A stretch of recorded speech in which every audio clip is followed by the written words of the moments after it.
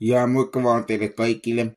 Tosiaan tässä videossa mä arvostelen Ninjago-pilottijaksot, koska niistä on tänään 14 vuotta. Eli hyvää syntymäpäivää Ninjagolle. Alun perin mun piti tehdä näistä jaksoista jo viime vuonna arvostelu, mutta mä aloitin suunnittelemaan sitä videota aivan liian myöhään, niin mun olisi pitänyt tyyliin hätiköidä sen videon kanssa. Ja sitten videosta olisi tullut tyyliin alle 2 minuutin kämänen video, mutta nyt vähän viisaampana ihmisenä mä kuvataan videon 2 kuukautta ennen kuin mä julkaisen tämän videon, että joo. Mutta hei, mennään itse videon pariin. Juoni on se, että Nia kaapataan ja Wu on koulutettava Kaita, Zeitä, Zania ja Coolea ninjoiksi. Heidän on myös löydettävä kultaiset aseet ennen kuin Samukai saa ne ja vie ne itse pahuuden herralle eli Lordi Garmadonille. Mä tykkäsin tosi paljon tästä menneisyystarinasta, jota Wu kertoi Kaille ekassa pilottien jaksossa.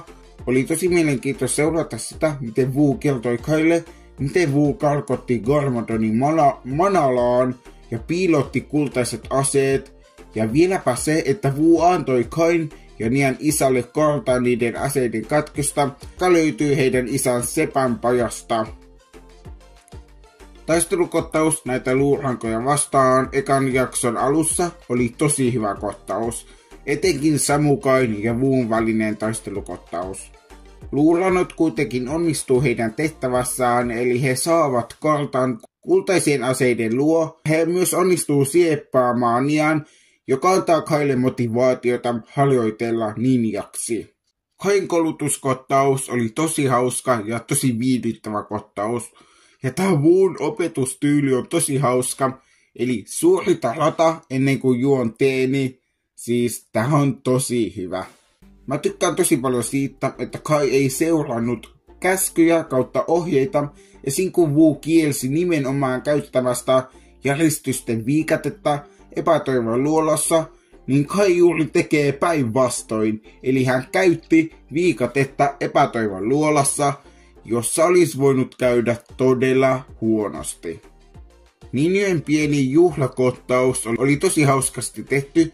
Mä vaan rakastin sitä, miten jopa suuret sankarit osaa pitää hauskaa. Ja tää Zein huumori tässä kottauksessa oli tosi hauska. Kai kohtaa Garmadonin tulitemppelissä, jossa Nia on kahleissa. Garmadonin ja Kain välinen taistelu oli tosi hyvä ja etenkin tosi hauska. Wu lähti kans Manalaan kohtaamaan Garmadonin eli hänen veljensä.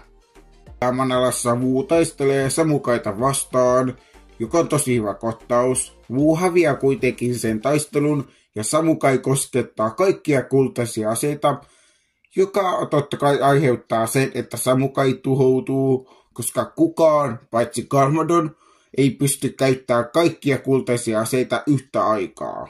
Mun mielestä pilottien palaskottaus on tää, kun ninjat tekee luomisen tornadon ja kukistaa luurannot sen avulla. Siis se oli vaan niin hieno kohtaus. Mun mielestä Garmadonia pilottijaksoissa olisi saanut näkyä vähän enemmän. Häntä nimittäin nähtiin tosi vähän näissä jaksoissa, joka on mun mielestä vähän outoa ja vähän ehkä ärsyttävääkin. Pilottijaksot on ihan hyviä, mutta oon nähnyt parempiakin sarjan aloituksia. Mä antaisin kuitenkin arvosanan näille jaksoille 7,5/10, eli ei missään nimessä huonoimmasta päästä, mutta ei todellakaan parhaimmasta päästä. Pilottijaksot on mun mielestä aika heikoin Ninjago-konteksti, mutta hei, kerro ihmeessä tulla kommenteissa sun oma mielipide pilottijaksoista. Ja me nähdään taas seuraavan videon parissa. Siihen asti, moro!